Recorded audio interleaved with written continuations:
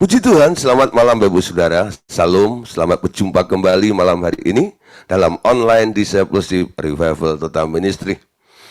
Bapak Ibu Saudara, tema yang akan kita bahas malam hari ini kita masih belajar pada buku 3 ya. Buku 3 itu bicara tentang gereja yang dibangun oleh Tuhan Yesus, sehingga namanya Gereja Tuhan Yesus Kristus. Nah, setelah kita tahu bahwa gereja itu adalah kumpulan dari orang-orang, 2-3 orang berkumpul atas nama Tuhan, lalu Tuhan hadir di tengah-tengahnya, itulah gereja Tuhan yang disebut tubuh Kristus, ya. Lalu diutus untuk melakukan sesuatu. Itu pelajaran 1-2 kemarin ya. Nah, pelajaran ketiga malam hari ini, ternyata gereja yang dibangun oleh Tuhan Yesus ini ternyata nanti akan dijadikan mempelainya Kristus ya. Tapi sebelumnya ya, nah, sebelum jadi pengantin Kristus ini, harus ada persiapan-persiapan yang dilakukan oleh gereja Tuhan. Nah, oleh sebab itu, tema yang akan kita bahas malam hari ini, yaitu tentang pengantin Kristus. Ya, tentang pengantin Kristus. Oke, saudara. Nah, untuk menjadi pengantin Kristus, nggak langsung jadi pengantin seperti ini ya. Nah, kita mulai dari tahapan, sebuah persiapan. Nah, tahapan sebuah persiapan itu disebut sebagai tunangan. Jadi ketika gereja ini dibangun, dibentuk di muka bumi ini, sebenarnya kita sedang dipersiapkan, dan kita ini sebenarnya adalah tunangannya Yesus, ya, tunangannya Yesus. Nah, saudara, masa orang percaya masih berada di dunia digambarkan oleh Paulus sebagai masa pertunangan dengan Yesus Kristus. Oleh darah Tuhan Yesus, kita telah disucikan sebagai perawan yang suci. Ya, ini merupakan satu istilah yang digunakan oleh Paulus. Ya, Paulus bilang nih, masa orang-orang percaya selama ada di muka bumi ini, Paulus gambarkan sebagai masa pertunangan dengan Tuhan Yesus. Ya, nah, Tuhan Yesus sendiri, dia juga punya peran di sini untuk apa? Menyucikan ya gerejanya atau calon pengantinnya ini untuk nanti setelah dia siap untuk nikah dengan Tuhan Yesus, itu keadaannya itu menjadi sebuah gereja yang disebut perawan yang suci, ya. Lah, oleh sebab itu, ini adalah tugas kita sebagai gereja Tuhan Yesus untuk menyucikan diri dan menjaga kekudusan dalam menantikan kedatangannya. Nanti Tuhan Yesus sendiri juga akan memandikan jemaatnya dengan air, yaitu firman. Oke, saudara, untuk penjelasannya kita akan melihat beberapa ayat ya. 2 Korintus pasal 11 ayat yang kedua. Sebab aku cemburu kepada kamu dengan cemburu ilahi, karena aku telah mempertunangkan kamu kepada satu laki-laki untuk membawa kamu sebagai perawan suci kepada Kristus. Ya, Paulus sebagai leaders, Paulus sebagai seorang hamba Tuhan, ya, ketika bertemu dengan jemaat-jemaat Tuhan, gereja Tuhan yang dirintis, yang dibangun itu, dia berkata kepada mereka semuanya, saudara-saudara, aku cemburu kepada kamu. Ya, tapi bukan cemburu nafsu, bukan cemburu daging. Dia memberikan penjelasan bahwa cemburunya Paulus ini disebut sebab aku cemburu kepada kamu dengan cemburu ilahi. Artinya, ya, bahwa jemaat yang dibangun oleh Paulus itu targetnya bukan untuk kepentingan si hamba Tuhan atau Paulus itu. Tapi Paulus mengerti bahwa kalau dia dipercayakan untuk membangun sebuah jemaat dan terjadilah kelompok anggota tubuh Kristus ini, ada sebuah tanggung jawab yang harus dipertanggungjawabkan oleh Paulus kepada Tuhan. Kenapa? Karena Tuhan punya tujuan. Ya, setiap orang yang berkumpul anggota tubuh Kristus, gereja Tuhan ini harus dipersiapkan nantinya akan menjadi perawan suci di hadapan Tuhan Yesus sehingga layak untuk dipinang. untuk menjadi istrinya Tuhan Yesus, ya. Nah, oleh karena itu Paulus merawat, ya. Paulus mulai memperhatikan seluruh jemaat itu. Kalau dia melarang, dia tegas dengan jemaat itu, tujuannya cuma satu, supaya jemaat itu nanti didapati tidak ada cacat, tidak ada kerut di hadapan Tuhan Yesus, sehingga layak untuk menjadi pengantin Tuhan Yesus nantinya. Amin.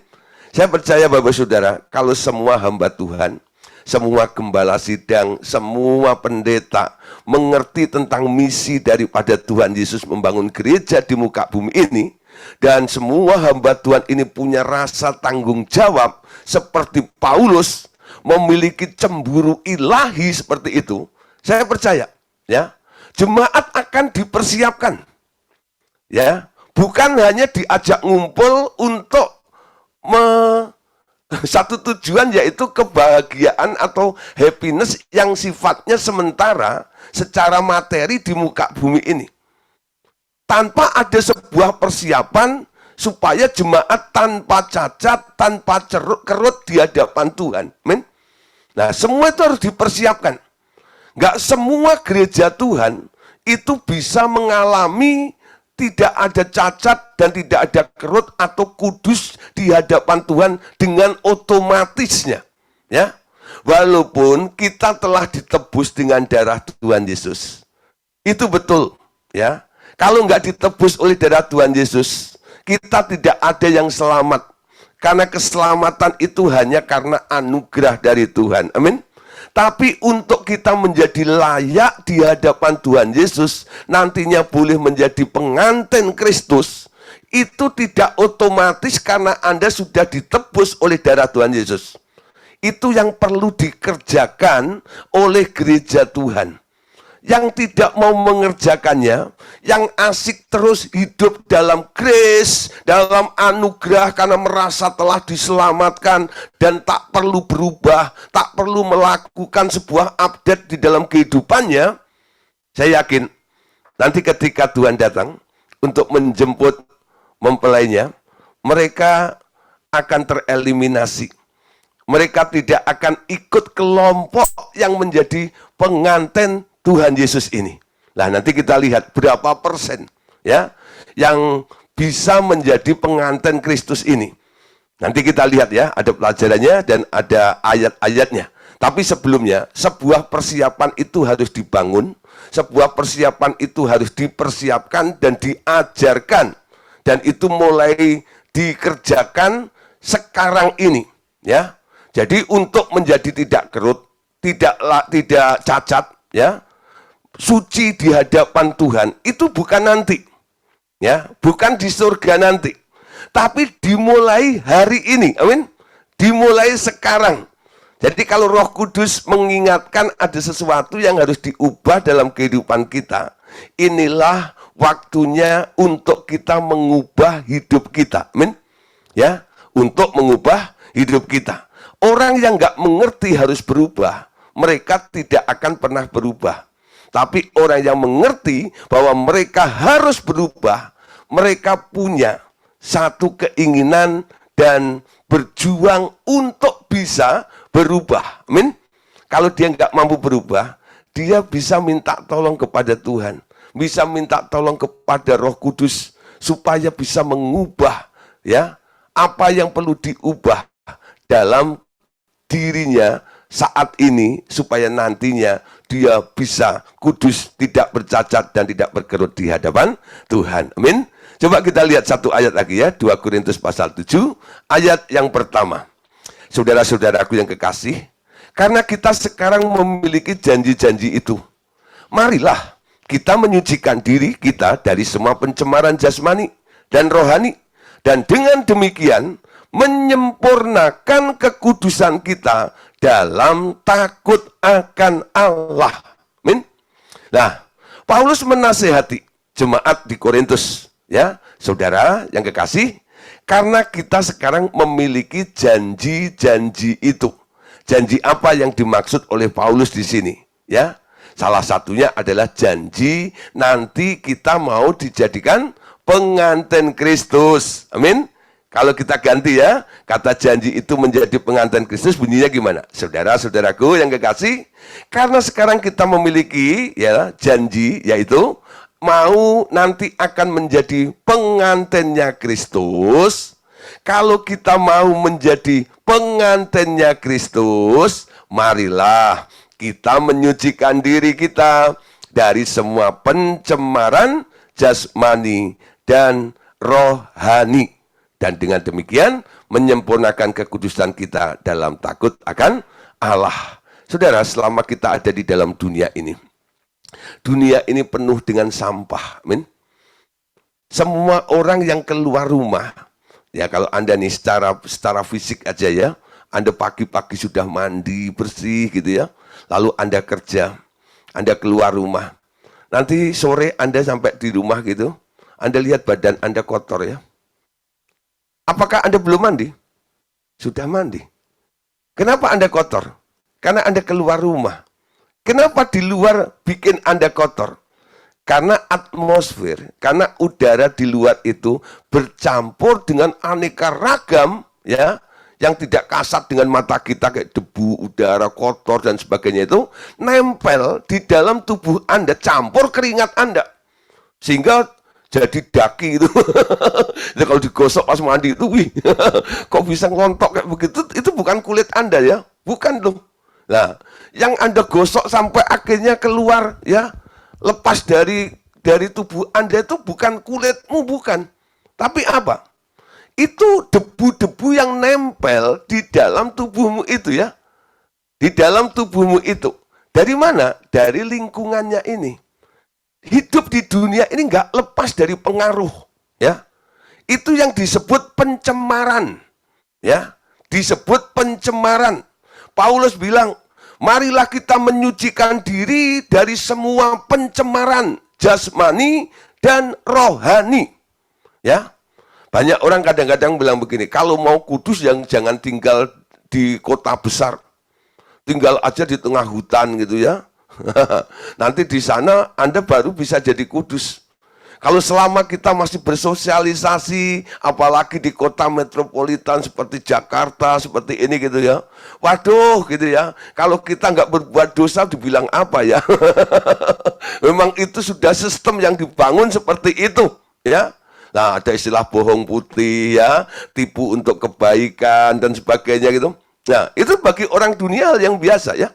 Tapi bagi anak Allah adalah sebuah prinsip, betul? Sebuah prinsip. Kita tidak bicara tentang hal yang baik, tapi kita bicara tentang hal yang benar, amin. Standar daripada orang Kristen itu bukan sekedar jadi orang baik, tapi menjadi orang yang benar. Menjadi orang yang benar itu punya prinsip. Prinsipnya apa? Bukan sebuah pertimbangan yang muncul dari perasaan atau pikiranmu. Kalau dari perasaan dan pikiranmu itu terpengaruh dari happy, ya, dari senang atau tidak, untung atau rugi, biasanya kalkulasinya seperti itu. Tapi kalau pertimbangan Anda ini berdasarkan sebuah kebenaran, kebenaran itu absolut. Kebenaran itu adalah perkara yang mutlak.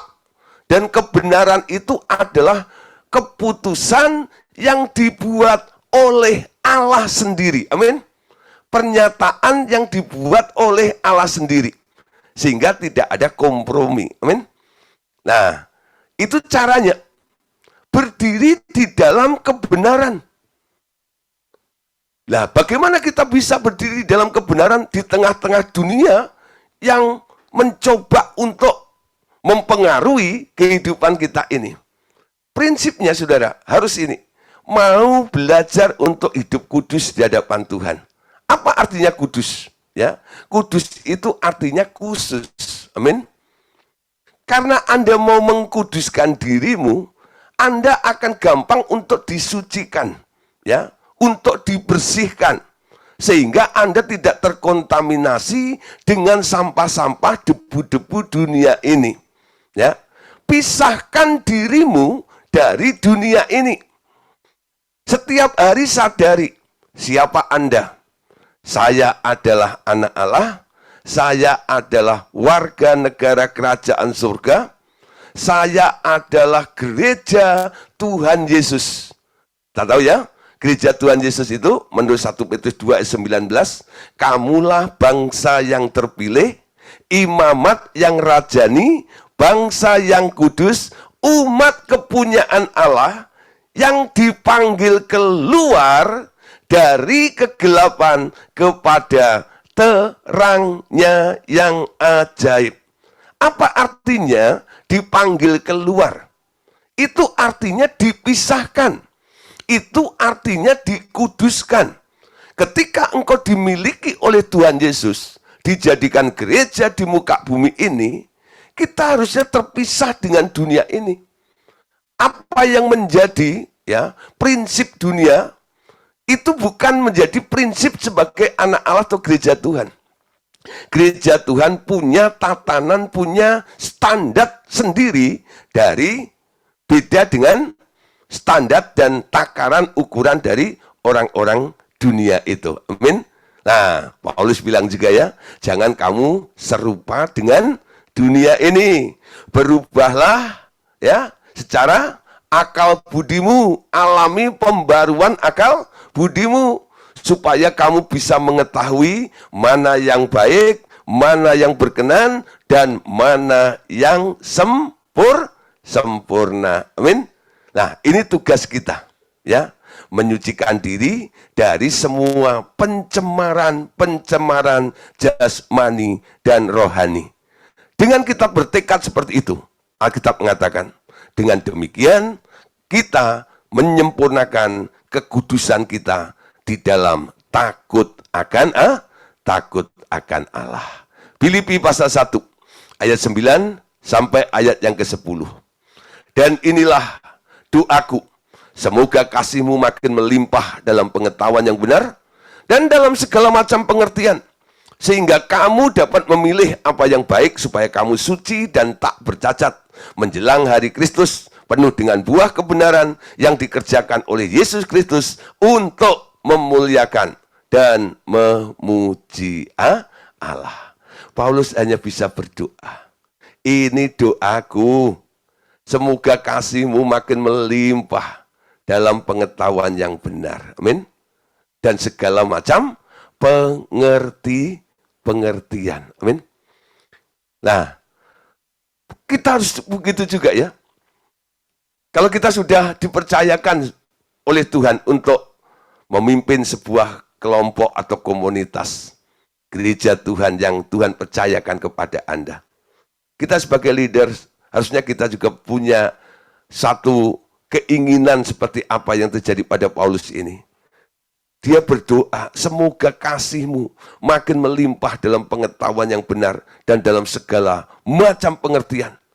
Sehingga jemaat itu bisa memilih yang baik supaya suci dan tak bercacat ya menjelang kedatangan Kristus. Amin. 1 Korintus 1 ayat 8. Ia juga akan meneguhkan kamu sampai kepada kesudahannya, sehingga kamu tak bercacat pada hari Tuhan kita, Yesus Kristus. Nah, saudara, ayat ini sebenarnya sebuah pemberitahuan kepada kita. Anda nangkep apa sih sebenarnya kalau membaca ayat ini? Ia juga akan meneguhkan kamu. Artinya ada sesuatu yang Tuhan sebenarnya dia sangat yakin bahwa akan ada sesuatu yang terjadi atas gereja Tuhan atau tubuh Kristus atau orang-orang percaya itu. Akan meneguhkan kamu sampai kepada kesudahannya, sehingga kamu tak bercacat pada hari Tuhan kita, Yesus Kristus. Coba saudara, kalau Anda mungkin ya ngobrol sama beberapa orang, ya, kita ini harus kudus, kita ini harus murni, kita ini harus benar, ya. Apa jawaban mereka? Mana bisa? Kita bukan malaikat, kita bukan Allah, kita penuh kelemahan. Ya, kita nggak tahan dengan godaan ini, godaan itu. Mereka selalu merasa tak mampu untuk dituntut supaya menjadi tidak bercacat, supaya menjadi kudus.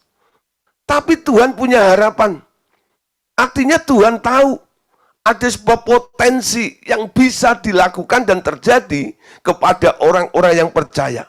Bahwa mereka bisa menjadi kudus, mereka bisa menjadi tak bercacat. Amin. Kalau standarnya Tuhan Yesus untuk mengambil gerejanya, untuk dijadikan mempelainya itu adalah orang-orang yang kudus dan tak bercacat. Mungkin Anda berpikir, mana mungkin aku di hadapan Tuhan bisa kudus dan tak bercacat. Kalau Anda masih berpikir seperti itu, sampai kapanpun Anda tak pernah bisa kudus dan tak pernah bisa hidup tanpa cacat. Anda setuju aja dulu dengan apa yang ditulis di dalam Alkitab. Ketika Alkitab ini berkata, ia juga akan meneguhkan kamu sampai pada kesudahannya, sehingga kamu tak bercacat pada hari Tuhan kita Yesus Kristus. Anda nggak usah mikir. Anda katakan saja, amin. Terima kasih Tuhan. Aku pasti nanti menjelang kedatanganmu, hari Tuhan itu, aku kedapatan kudus dan tak bercacat. Aku mau berubah, aku mau dikuduskan, aku mau menjadi seperti itu. Amin. Tapi kalau Anda sudah merasa berat dan tak mampu untuk memenuhi semua kriteria ini, bagaimana Anda bisa? Amin. Memang standar yang dibuat oleh Tuhan Yesus itu tinggi. Dia mau menikah dengan yang nggak cacat. Dia menikah dengan yang kudus. Dia mau menikah dengan yang dewasa. Dia mau menikah dengan yang sempurna. Yang tidak seperti itu, nggak layak untuk menikah dengan Tuhan Yesus. Amin. Nah, Anda jangan hanya mau dihibur-hibur. Pokoknya saudara, nanti ya, ketika sangkakala itu dibunyikan, kalau bunyi salah sangkakala, salah sangka. Kalau bunyi sangkakala, wah kita terbang di sana, lalu naik semuanya di udara, gitu ya. Lalu ada nyanyian di sana, nyanyiannya apa? Ada pertemuan di udara, pertemuan yang manis, ya. Saya rindu ketemu di sana jauh di udara. Wah, ngapain? Ada pernikahan di sana. Memang betul. Itu akan ada masanya. Tapi saudara, apakah Anda adalah orang-orang yang layak untuk menikah dengan Yesus atau tidak? Penekanan di sini nggak pernah disampaikan.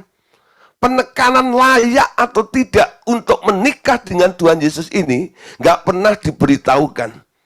Ya, penekanan tentang layak atau tidak menikah dengan Tuhan Yesus nggak pernah diajarkan. Apalagi dipersiapkan. Bagaimana Anda bisa menikah dengan Tuhan Yesus? Pantas dan layak untuk menjadi mempelai atau pengantinnya Tuhan Yesus. Amin. Nah, oleh sebab itu, dalam pelajaran malam hari ini, tentang pengantin Kristus ini saya tidak hanya menjanjikan sebuah janji isapan jempol aja. Saudara, kita semua ini adalah pengantin Kristus. Amin. Amin. Ya. Anda yakin? Yakin. Ya sudah, selamat ya. Tapi nggak dipersiapkan. Nggak dikasih tahu. Ya, standarnya seperti apa. Apa yang Tuhan inginkan. Tuhan bilang, ya, aku harus mendapati gerejaku tanpa cacat, tanpa kerut, dan kudus di hadapanku. Nah, itu target yang harus dikejar. Nah, gereja Tuhan harus memenuhi kriteria itu supaya nantinya boleh menjadi pengantinnya Kristus. Amin. Nah, saudara, kita lanjut lagi ya. Efesus 5 ayat yang ke-25. Hei suami, kasihlah istrimu sebagaimana Kristus telah mengasihi jemaat dan telah menyerahkan dirinya baginya untuk menguduskannya, sesudah ia menyucikannya dengan memandikannya dengan air dan firman, supaya dengan demikian ia menempatkan jemaat di hadapan dirinya dengan cemerlang, tanpa cacat atau kerut atau serupa itu, tetapi supaya jemaat kudus dan tidak bercela, ya. Nah, Saudara, Tuhan Yesus, ya, ini sebagai suami kita. Dia berkata, ya, dia akan menguduskannya, memandikannya gerejanya dengan air dan firman. Ya, itu terjemahan TB, ya. Sebenarnya bukan air dan firman, ya, tapi air yaitu firman, ya. Nah, itu yang dilakukan oleh Tuhan Yesus untuk memandikan jemaatnya. Nah, Saudara, firman itu penting. Dengan kita mendengar firman, kita sedang dibersihkan. Amin. Jadi ketika Anda mendengar firman malam hari ini, sebenarnya Anda sedang ngapain sih? Anda itu sebenarnya sedang mandi. Ya, dengar firman, dengar khotbah, dengar pengajaran pemuridan, itu namanya mandi. Ya, Tuhan Yesus pakai hamba Tuhan, pengajar, untuk menyampaikan firman-Nya. Lah, orang-orang yang mendengarkannya itu sedang dimandikan dengan air, yaitu firman. Amin. Ya, ada satu murid, ya, ketika saya ajak ke daerah, lalu saya minta untuk berdoa sebelum saya mengajar di kelas pemuridan di daerah itu. Nah, ketika dia berdoa, ya, itu membuat orang-orang yang baru, ya, khususnya yang baru ikut kelompok di daerah itu, ya, dia bertanya-tanya. Karena doanya begini, Bapak Surgawi, ya, kami bersyukur kami kumpul di tempat ini sebentar, kami semuanya siap untuk dimandikan dengan firman-Mu. Kami mau mandi, gitu. Kami mau mandi, gitu. Nah, setelah itu ada yang nanya, Pak, tadi timnya Bapak kok doanya mandi itu apa artinya? Lalu saya jelaskan, ya, Bapak Ibu Saudara, dengar firman, ya, dengar khotbah, dengar pengajaran seperti malam hari ini, itu artinya Anda sedang mandi. Setelah mandi Anda bersih nggak? Bersih, ya? Anda seger nggak? Seger, ya?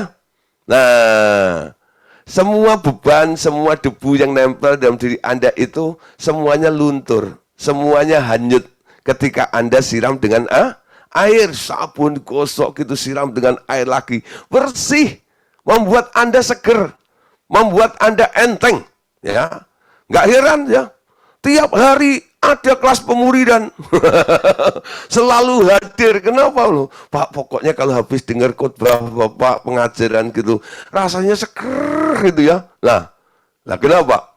Tanpa Anda sadari, firman yang Anda dengar itu adalah air yang menyucikan Anda, yang membersihkan Anda.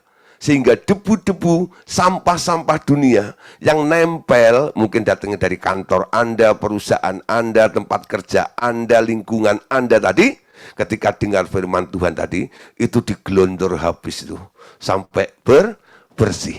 Nah, semakin Anda sering dengar firman Tuhan, pikiranmu semakin jernih, ya. Konsep-konsep prinsip firman itu mulai tertanam di dalam diri Anda. Ada beberapa orang, ya, saya perhatikan, ketika awal-awal ikut kelas pemuridan, cara berpikirnya kadang-kadang itu kan jauh sekali, ya.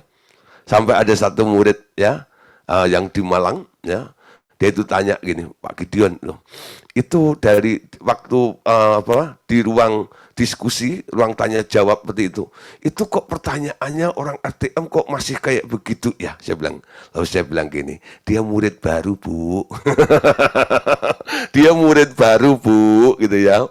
Nah, makanya pertanyaannya masih seperti itu, ya, tunggu aja, nanti seminggu, 2 minggu, sebulan gitu, ya.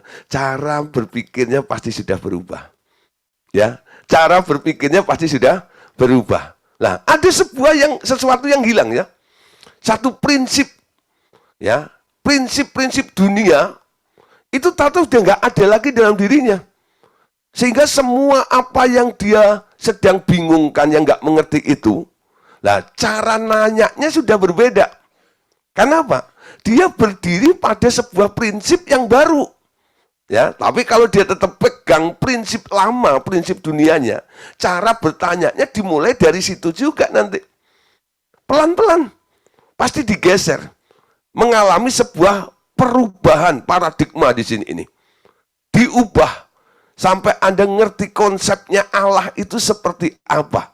Ya, coba nanti Anda cek ya. Beberapa orang nanti kalau yang Anda ajak ngomong, biasa ngobrol dengan Anda, diskusi dengan Anda, pasti ada yang komentar ya. Tuh Bu Eva tuh sering itu. Bu Eva tuh sekarang kalau ngomong cara berpikirnya kok beda banget kayak dulu. Kenapa? Ya nggak heran. Pemuritan nggak pernah bolong tuh. Ya, buku 1, 2, 3, 13 balik lagi 1, 2, 13 udah dilalap semuanya. Ya, gimana nggak bisa mengubah? Nah, kalau udah ikut pemuridan buku 1, 13, buku 1, 13 sampai 3 kali nggak berubah-berubah, ya saya nggak ngerti itu. Ya toh. Itu salahnya ada di mana? Tapi saya percaya, Saudara, ketika firman itu disampaikan, ada sesuatu yang hilang, betul ya? Ada sesuatu yang diganti.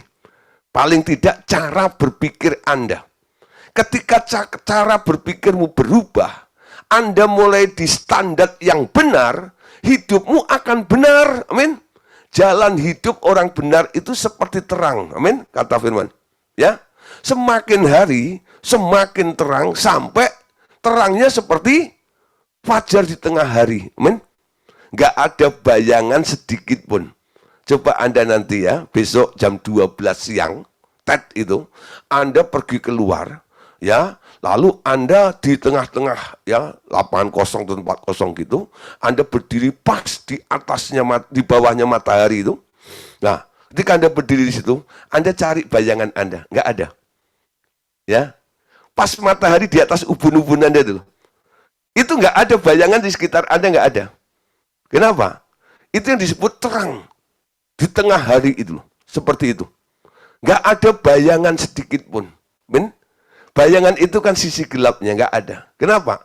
Terang itu akan menerangi sampai seperti itu. Kekudusan mutlak itu seperti itu.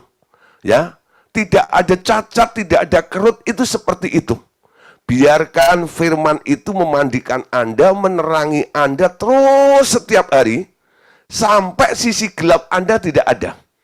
Ya, yang ada cuma apa? Terang, memancar, kebenaran itu. Amin. Nah, ketika itu terjadi, kondisi Anda seperti itu, Anda akan layak disebut sebagai mempelai Kristus. Amin. Nah, jemaat perjanjian baru yang ditebus oleh darah Yesus adalah pengantin Kristus. Berbeda dengan orang-orang kudus masa perjanjian lama yang didamaikan Allah melalui darah binatang sembelihan. Ya, kita bersyukur, saudara, kita lahir setelah tahun Masehi. Ya, mereka yang lahir sebelum tahun Masehi nasibnya berbeda. Nasibnya berbeda, ya.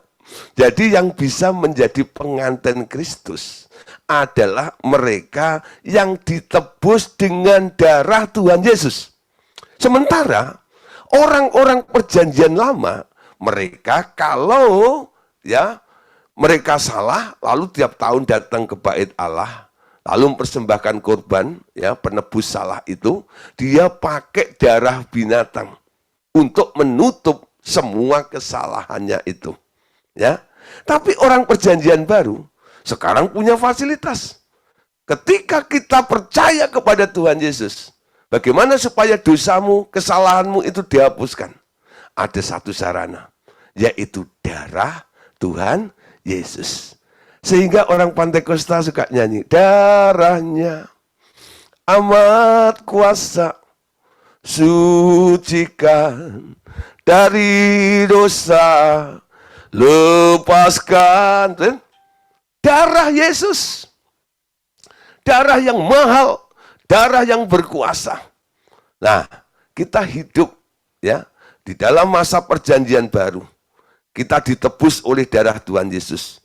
Ada jaminan, ada satu kesempatan yang diberikan oleh gereja Tuhan. Semua yang pernah ditebus oleh darah Tuhan Yesus nanti layak untuk menjadi pengantin Kristus. Nah, saudara, tentang pengantin Kristus itu nggak pernah disebut dalam perjanjian lama. Kapan Tuhan Yesus atau Alkitab menulis tentang istilah pengantin Kristus atau mempelai Kristus itu. Ya, kita lihat dalam Lukas pasal 5 ayat 34 sampai ayat 35. Jawab Yesus kepada mereka, dapatkah sahabat mempelai laki-laki disuruh berpuasa? Sedang mempelai itu bersama-sama mereka. Tetapi akan datang waktunya, apabila mempelai itu diambil dari mereka, pada waktu itulah mereka akan berpuasa. Nah, di sini ada kata mempelai ya. Kapan itu? Ketika Tuhan Yesus satu kali ditanya oleh ahli Taurat dan orang Farisi. Ya. Guru, ya, ini kelompok apa ya? Ya, saya perhatiin kok ajarannya cuma makan, ke tempat pesta, gitu ya. Kok nggak pernah ada acara puasa gitu loh. Gitu. Beda dengan kami. Kami ini ya seminggu puasa 2 kali, tahu nggak? Ya, nah kami puasa, tapi saya perhatikan, ya tahu, Tuhan Yesus dan murid-muridnya ini nggak pernah puasa, ya. Ketemu ada di pesta Kana, ketemu di tempatnya Sakius, ngapain? Makan, makan, makan, makan. Kapan puasanya? Ya, nah Tuhan Yesus menjawab saudara ini ya. Tadi dikatakan gini, dapatkah sahabat mempelai laki-laki disuruh berpuasa, sedang mempelai itu bersama mereka? Ya, jadi saya tidak mau jelaskan tentang puasanya. Tapi Tuhan Yesus menyebut dirinya adalah sang mempelai. Betul? Sang mempelai. Memperkenalkan kepada orang Yahudi, ahli Taurat, ya, dan orang Farisi, aku ini mempelai bagi murid-muridku. Aku ini mempelai bagi gerejaku. Aku ini mempelai bagi orang-orang yang percaya. Nah, saudara, janji itu, istilah tentang mempelai itu tak pernah disebut di perjanjian lama. Ya, kalau Abraham disebut sahabatnya. Amin. Ya, Musa disebut sahabatnya. Daud disebut orang yang berkenan di hadapannya, betul? Tapi nggak pernah disebut sebagai mempelainya. Ya, tapi untuk masa perjanjian baru, Tuhan Yesus bilang bahwa gereja Tuhan, orang-orang perjanjian baru, itu adalah calon pengantinku. Aku ini mempelai laki-lakinya. Ya, nah saudara, jadi kita bersyukur ya, kita hidup di masa perjanjian baru. Jadi kita punya kesempatan nanti untuk menjadi mempelai Kristus. Ya, Wahyu pasal 21 ayat 9. Maka datanglah seorang dari ketujuh malaikat yang memegang ketujuh cawan yang penuh dengan ketujuh malapetaka terakhir itu. Lalu ia berkata kepadaku, katanya, marilah ke sini. Aku akan menunjukkan kepadamu pengantin perempuan mempelai anak domba. Nah, ini kejadiannya nanti pada langit baru, kerajaan 1000 tahun. Di situ, ya, nanti ada malaikat menunjukkan bahwa inilah pengantin perempuan mempelai anak domba. Siapa yang dimaksud? Orang-orang yang dipilih, gereja yang sudah diseleksi, yang layak untuk menikah dengan Tuhan Yesus. Ya, datanglah seorang dari ketujuh malaikat memegang ketujuh cawan yang penuh dengan ketujuh malapetaka, lalu berkata kepada Yohanes, ya, mari ke sini, aku akan menunjukkan kepadamu pengantin perempuan. Nah, jadi nanti akan ada yang ditunjukkan oleh malaikat itu. Ini loh pengantin perempuan. Nah, kira-kira kalau Bapak Ibu Saudara mendengar, membaca ayat ini, kira-kira siapa nanti yang ditunjukkan kepada Yohanes? Ini loh pengantin perempuan itu. Siapa kira-kira? Salah satunya siapa? Salah satunya siapa? Salah satunya saya. Ya, salah satunya saya, gitu loh. Jadi kalau membaca ayat ini, itu enggak tahu. Nanti malaikat itu menunjukkan kepada Yohanes, ya, ini loh pengantin perempuan mempelai anak domba. Ini satu kelompok gereja Tuhan itu.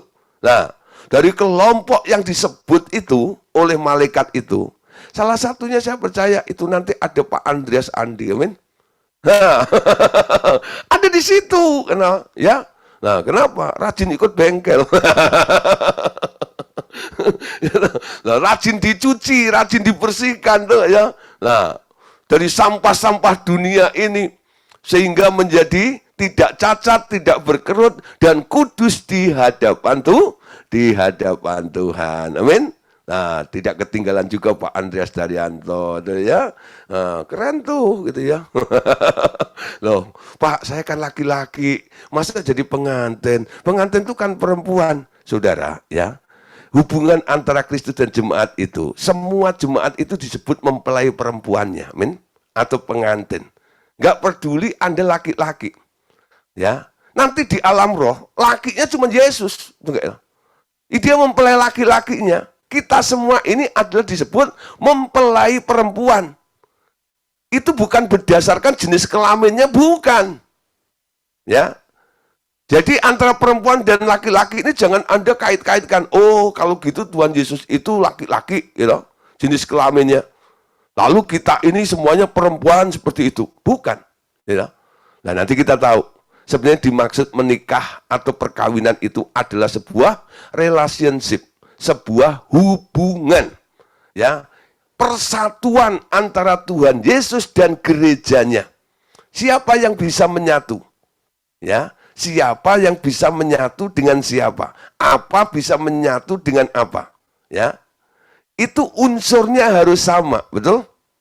Kalau unsurnya nggak sama, nggak bisa disatukan. Amin?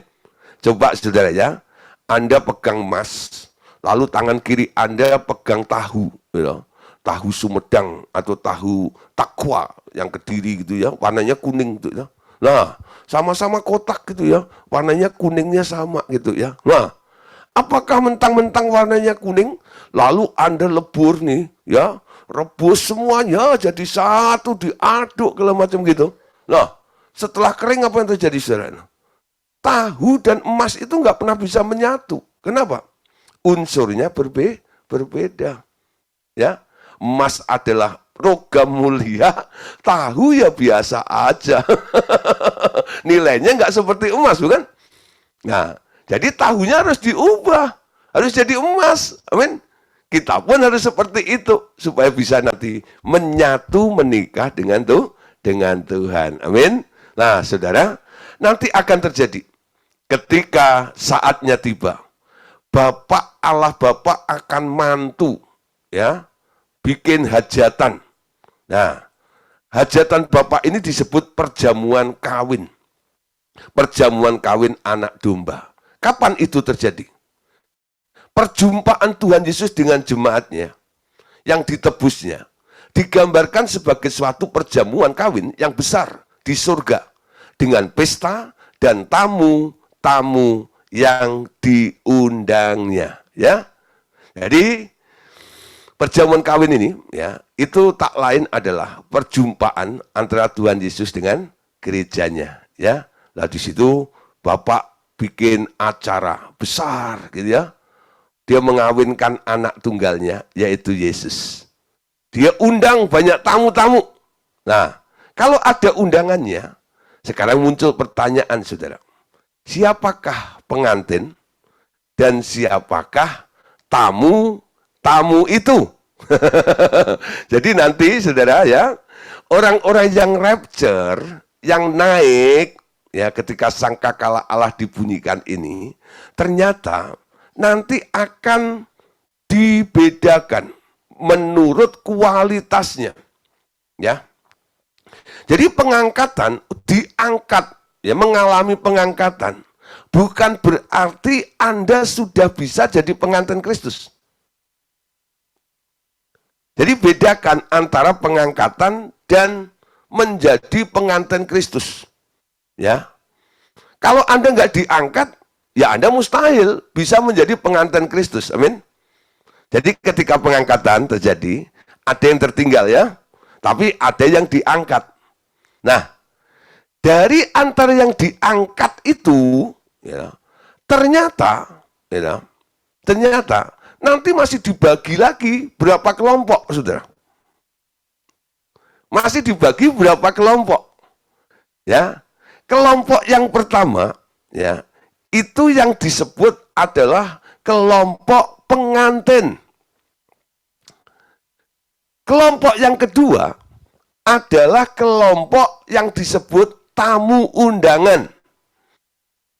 Kelompok yang ketiga adalah kelompok yang diseret keluar, ya, lalu dilempar ke ratap dan kertak gigi. Itu bukan neraka. Ya, bukan neraka. Kenapa? Karena neraka belum dibuka. Kapan neraka itu dibuka? Setelah langit baru, bumi baru. Setelah pengadilan bangsa-bangsa, baru nerakanya dibuka. Ya, baru iblis dan antek-anteknya dilempar sebagai penghuni pertama di neraka itu. Jadi di masa kerajaan 1000 tahun, itu neraka belum dibuka. Jadi kalau mereka dilempar ke ratap ketak gigi, kalau ada yang menafsirkan itu neraka, itu terlalu cepat. Ya, itu bukan neraka. Ya, itu tempat penyesalan namanya. Ya, nah, kita lihat dulu beberapa ayat sambil nanti saya jelaskan. Ya, siapa pengantin dan siapakah tamu-tamu itu. Matius pasal 22 ayat yang kedua. Hal kerajaan surga itu seumpama seorang raja yang mengadakan perjamuan kawin untuk anaknya. Amin. Nah, sini saudara. Seorang raja yang mengadakan perjamuan kawin untuk anaknya. Siapa yang disebut raja di sini? Bukan Tuhan Yesus. Yang disebut seorang raja di sini adalah Allah Bapa yang mengadakan perjamuan kawin untuk anaknya. Siapa anaknya? Yaitu Tuhan Yesus. Amin. Ya. Nah, terus Matius pasal 22 ayat 5 sampai 8-nya. Kita lompat ya. Nanti baca keseluruhannya sendiri di rumah. Tetapi orang-orang yang diundang itu tidak mengindahkannya.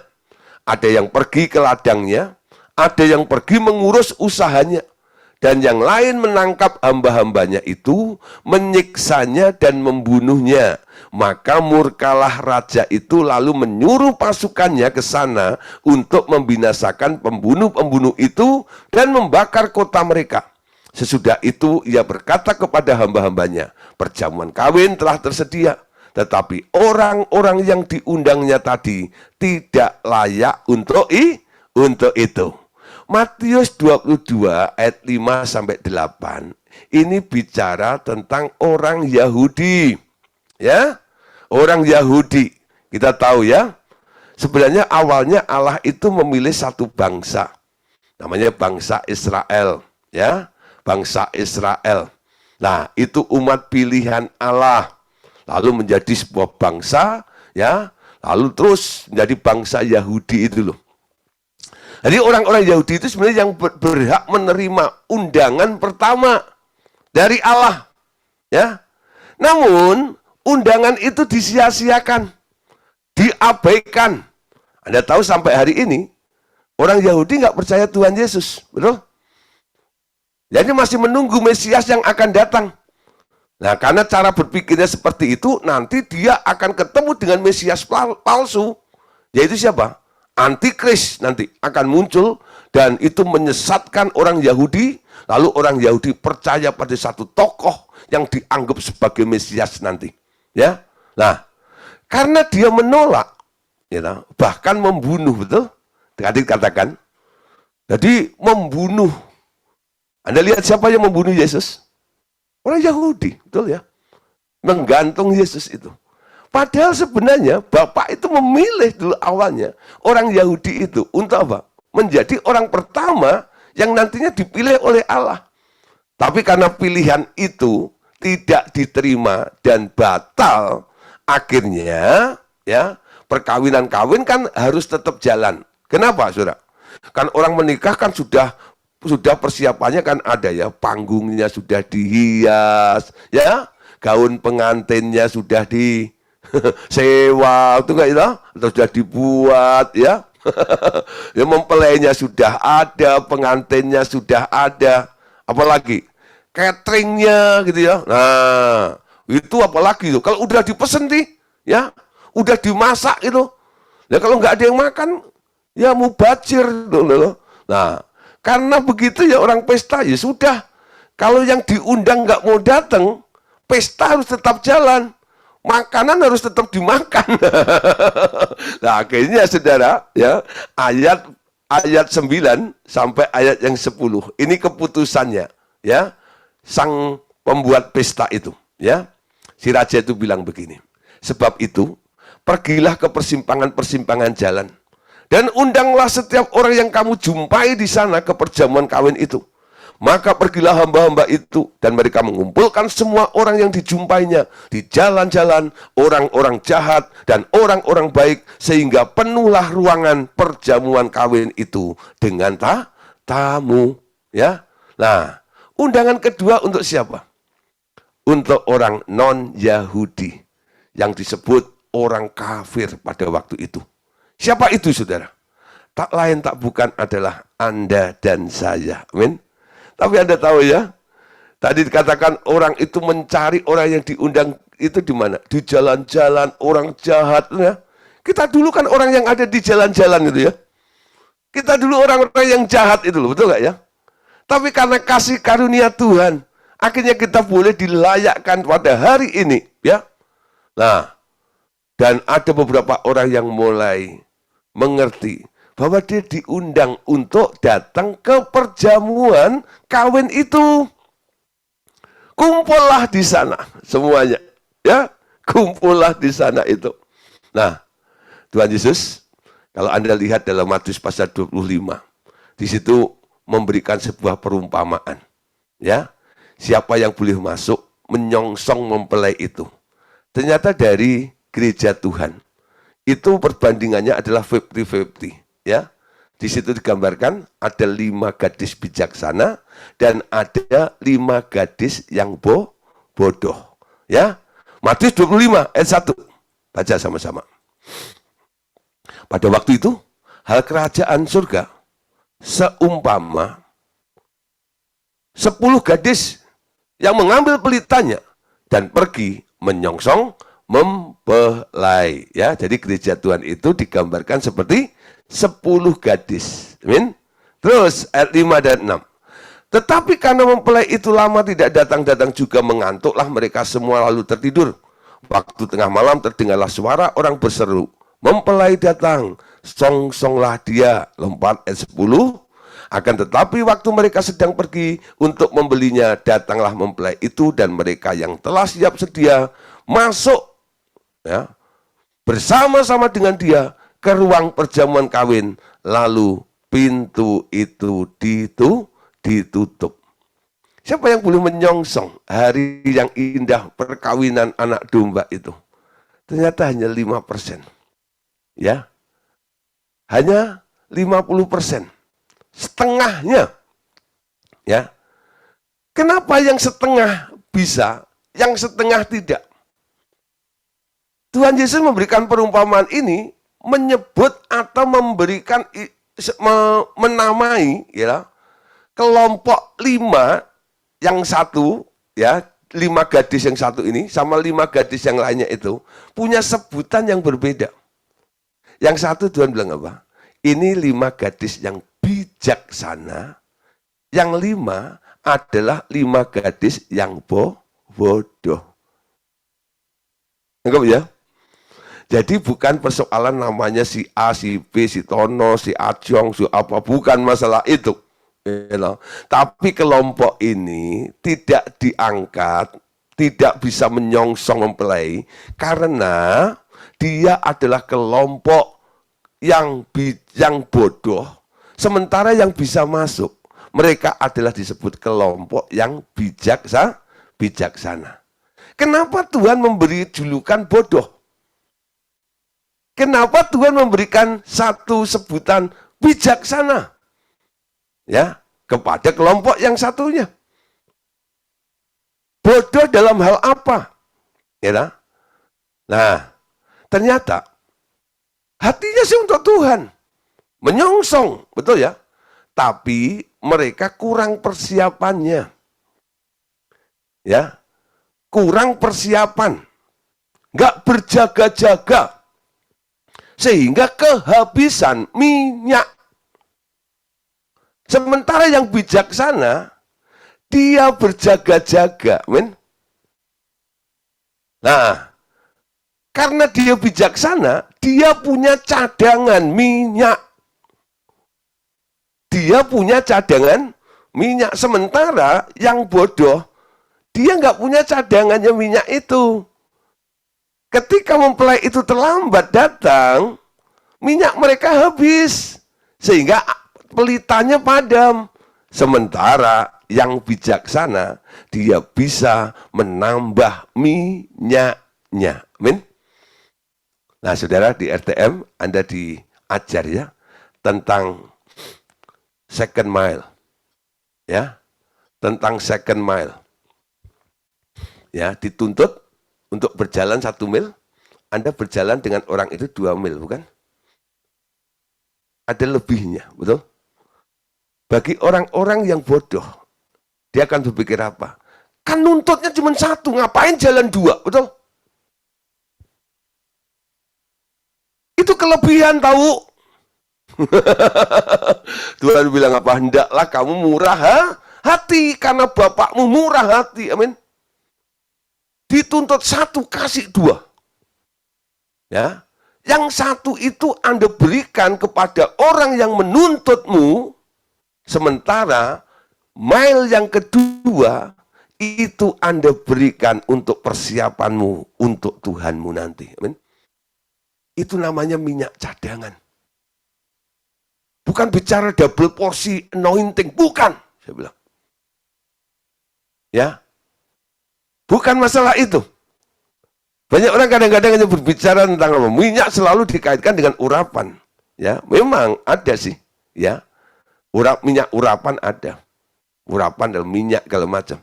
Tapi tentang ya persiapan minyak ini bukan masalah itu.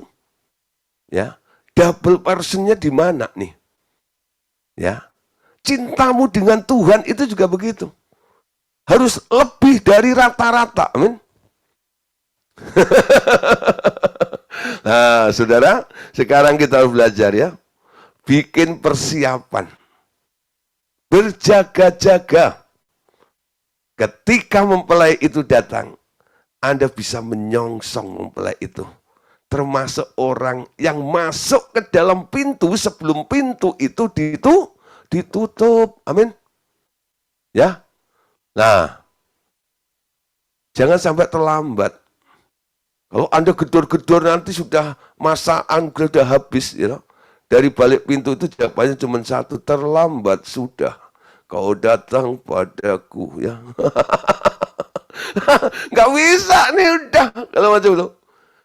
Jangan nanti persiapannya kayak yang bodoh itu. Cari minyak itu ketika mempelai datang, bukan? Dapat atau enggak? Enggak disebutin, saudara. Dapat atau enggak ya? Kalau dibilang minyak itu Roh Kudus, lah Roh Kudus sudah diangkat juga, betul? Itu minyak dari mana? Tapi dia gedor-gedor juga ya. Tapi enggak dibukakan. Nah, di sini Anda ngerti ya. Jadi sekarang persiapan itu dimulai sejak dini. Mulai hari ini. Ya, kumpulkan persiapanmu sebanyak-banyaknya. Anda harus punya cadangan di dalam hidup Anda itu. Bukan sekedar menjadi orang Kristen rata-rata. Amin. Jadilah orang Kristen yang ekstrim. Ya. Kalau orang bilang, oh kamu kok ekstrim? Biarin. Daripada ekstrim, ya. Mending ekstrim lah gua. Ya. Cinta untuk Tuhan menghanguskan aku. Betul? Ketika engkau cinta Tuhanmu, harus ada sesuatu yang kebakar di dalam hidup Anda itu. Harus ada yang habis di dalam hidup Anda itu. Nah, itu sesuatu yang lebih kau berikan untuk Tuhanmu itu. Amin. Kalau cinta rata-rata itu kan take and give, itu enggak ya? Tapi cinta yang gila itu seperti apa? Walaupun tidak mendapatkannya, aku tetap itu loh. Cinta Tuhan untuk selama-lamanya. Amin. Jangan hanya karena mendapat fasilitas dari Tuhan, sakit disembuhkan, ya, diberkati dan Anda menyala-nyala dengan Tuhan. Tapi bagaimana dengan keadaan Anda? Sadrak, Mesak, Abednego luar biasa. Aku punya Tuhan yang luar biasa. Walaupun aku tidak ditolong, aku tidak mundur, betul ya? Aku tidak ingkar. Aku tetap percaya. Aku tetap mengasihi dia. Tekadnya dibangun seperti itu. Itu namanya bijaksana, amin. Nah, di luar itu namanya bijak sini alias bodoh, amin. Janganlah kamu bodoh, tetapi hendaklah kamu mengerti kehendak Tuhan, amin. Coba nanti baca Efesus 5 ya, ayat 17. Oleh sebab itu pergunakanlah waktu yang ada. Karena waktu-waktu ini adalah jahat, amin. Pergunakan waktu. Ya, Anda diberi waktu untuk apa? Untuk bertumbuh, untuk menjadi sempurna, untuk tidak cacat, untuk menjadi kudus di hadapan Allah. Jadi makanya dia berikan waktu, amin. Hidup ini adalah kesempatan. Ya, jangan digunakan kesempatan dalam kesempitan, amin.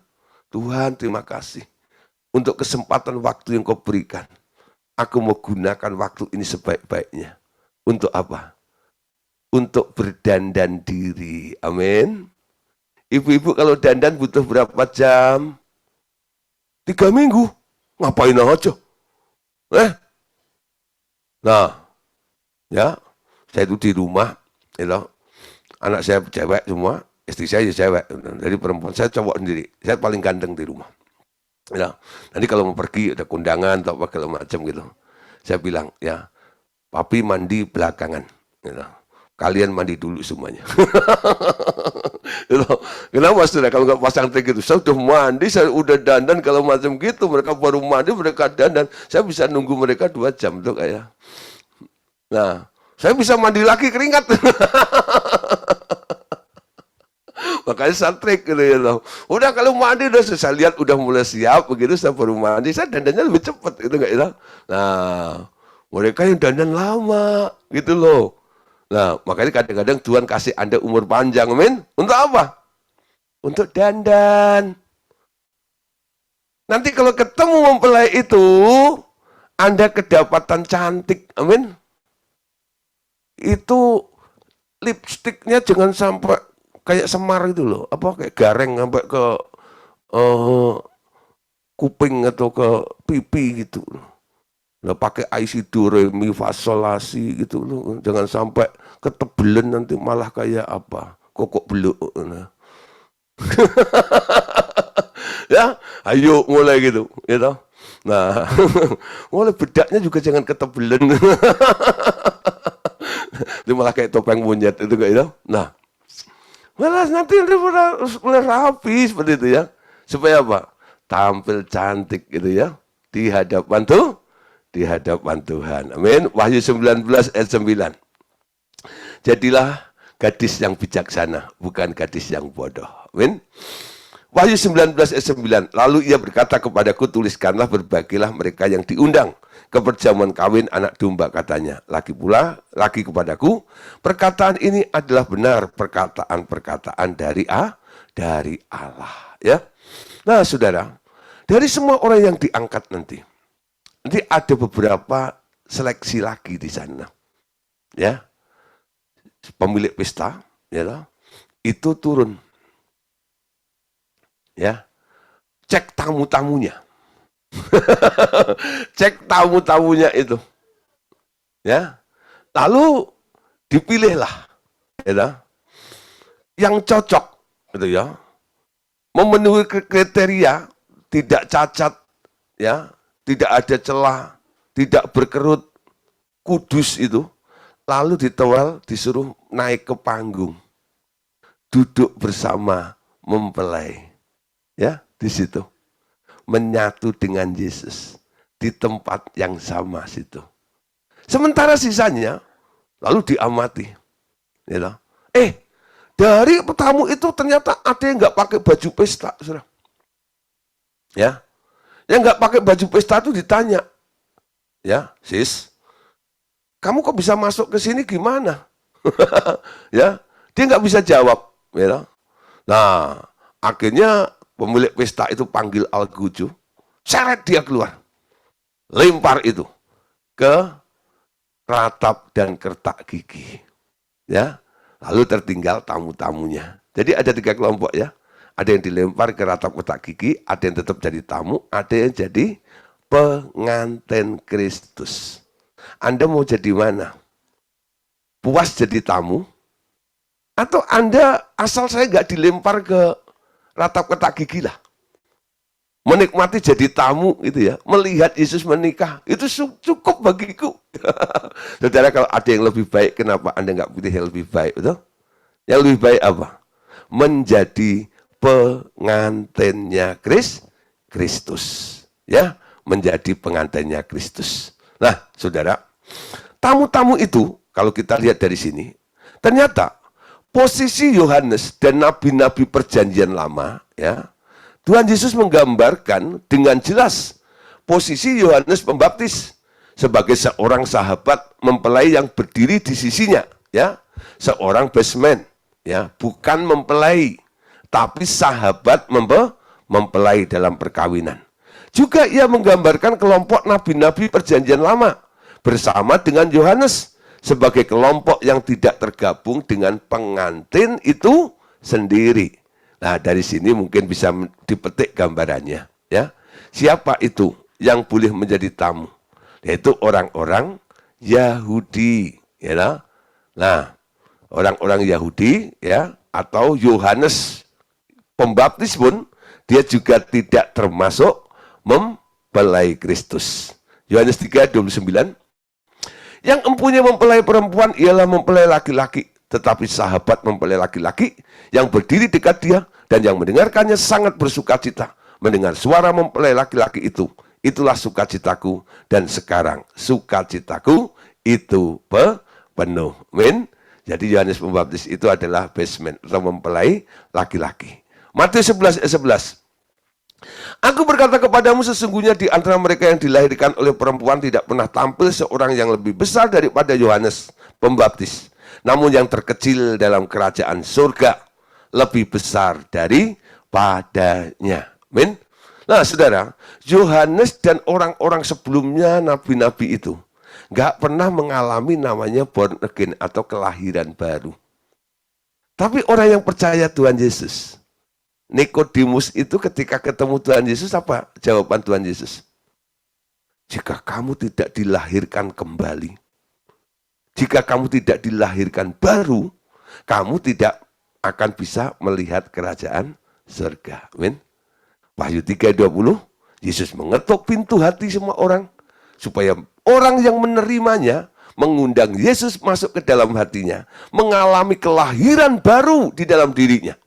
Nah, hanya orang-orang yang pernah mengundang Yesus, yang mengalami kelahiran baru, merekalah yang nantinya boleh menjadi kandidat mempelai Kristus. Walaupun nggak semuanya. Kenapa? Ditentukan juga menurut pertumbuhannya. Apakah orang yang lahir baru itu terus, ya, mengerjakan kelahiran barunya sampai menjadi ciptaan baru yang diubah terus dari hari lepas hari sampai menjadi kudus, suci, tak bercacat di hadapan Allah. Ya, kalau hanya sekedar formalitas mengundang Yesus, tapi nggak pernah mengalami transformasi dalam kehidupannya, ya nggak bakal jadi pengantin Tuhan Yesus, saudara. Amin. Ya, tapi sudah punya hak istilahnya. Ketika orang sudah lahir baru, dia punya hak ya untuk melihat, untuk masuk dalam rencana Allah ke depannya itu loh, di situ ya. Nah, saudara, sekarang kita lihat dari gambaran perkawinan nih. Apa yang dimaksud dengan perkawinan anak domba? Perkawinan di dunia adalah gambaran dari perkawinan surgawi. Demikian pula perkawinan yang dilukiskan dalam Alkitab seringkali merupakan gambaran perkawinan surgawi untuk Kristus dan gerejanya. Ya. Efesus 5 ayat 31. Sebab itu laki-laki akan meninggalkan ayahnya dan ibunya dan bersatu dengan istrinya, sehingga keduanya itu menjadi satu daging. Rahasia ini besar, tetapi yang aku maksud ialah hubungan Kristus dan jemaat.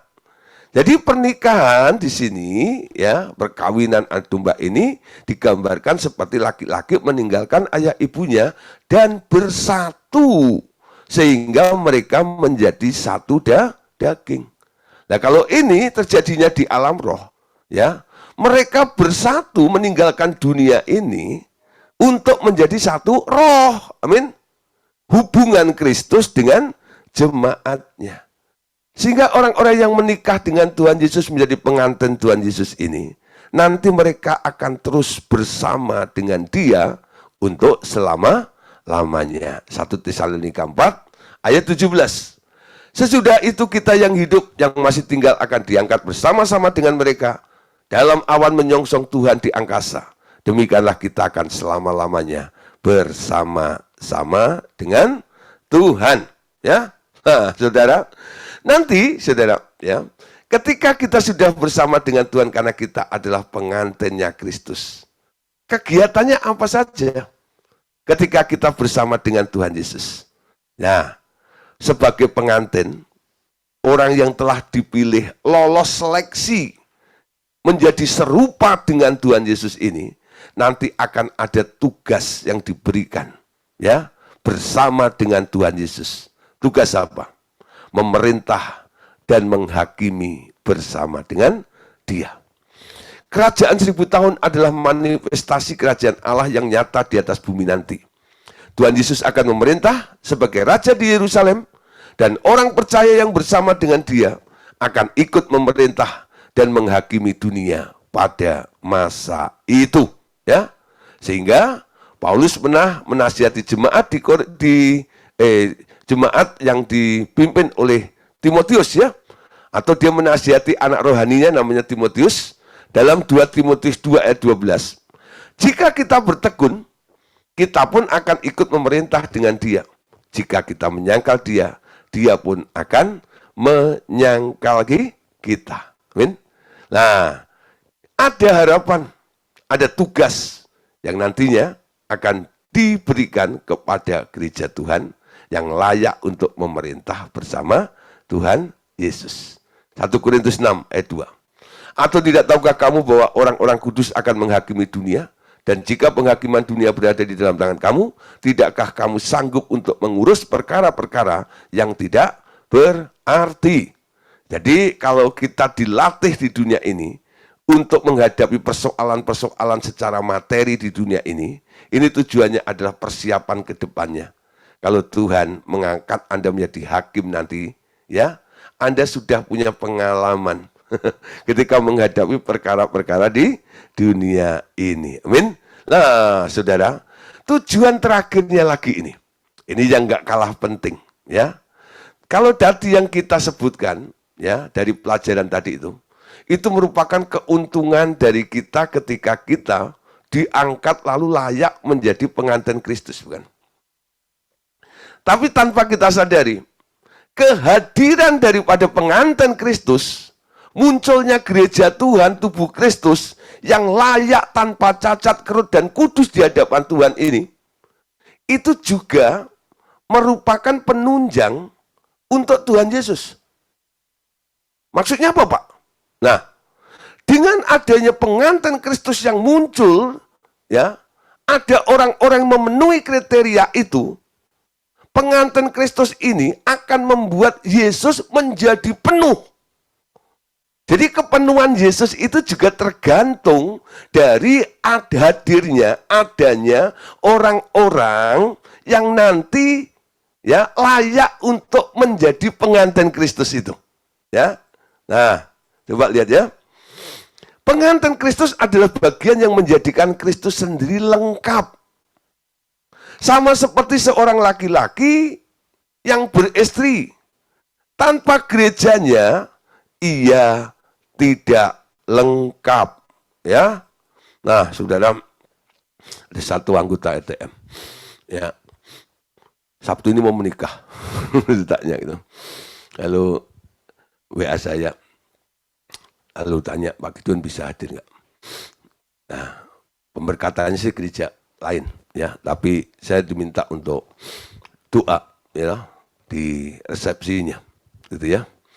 Nah, tapi saya bersyukur, ya, mereka masih menganggap sebagai bapak atau kakak pembina rohaninya untuk ikut bersuka cita di hari ini, ya.